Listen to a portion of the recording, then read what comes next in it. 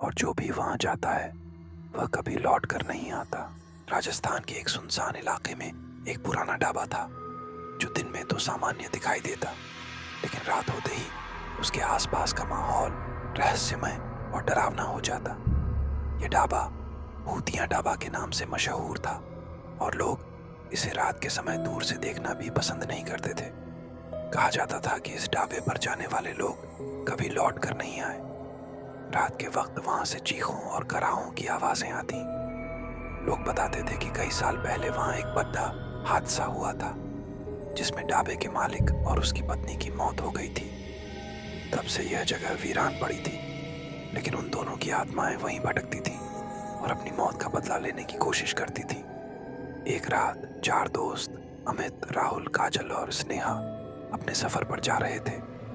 उन्हें भूख लगी और उन्हें स्टेडिज के किनारे वही पुराना भूतिया ढाबा दिखाई दिया। अमित ने ढाबे के बारे में सुनी हुई बातों को मजाक में लिया और दोस्तों से कहा कि यह सब झूठ है। दोस्तों को भरोसा हो गया कि यह सिर्फ एक अंधविश्वास है और वे सभी वहां रुकने का फैसला कर बैठे। जैसे ही वे अंदर गए उन्हें एक अजीब सी ठंडक महसूस हुई।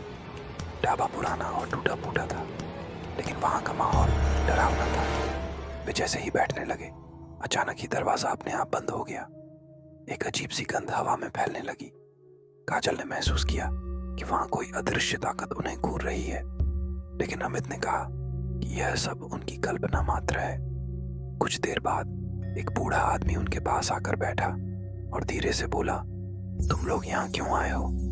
उसकी आंखों में गहरी उदासी और क्रोध था। स्नेहा ने डरते हुए जवाब दिया कि वे सिर्फ खाना खाने आए हैं।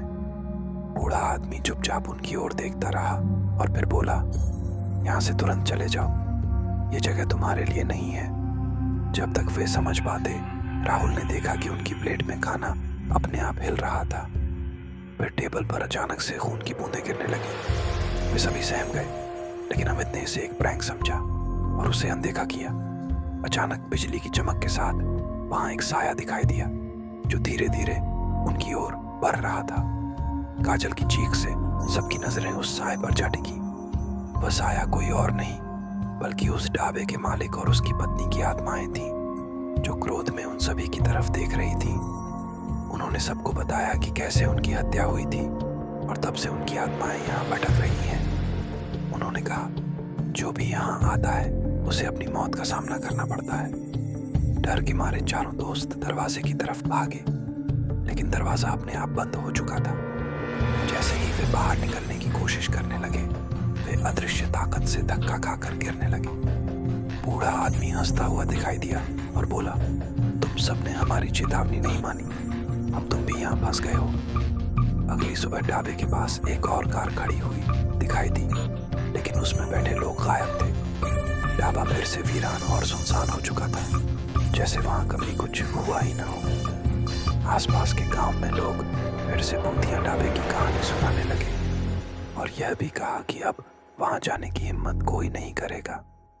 कहते हैं अब भी उस ढाबे में रात के समय वो आत्माएं भटकती हैं और जो भी वहां जाता है वह कभी लौट कर नहीं आता।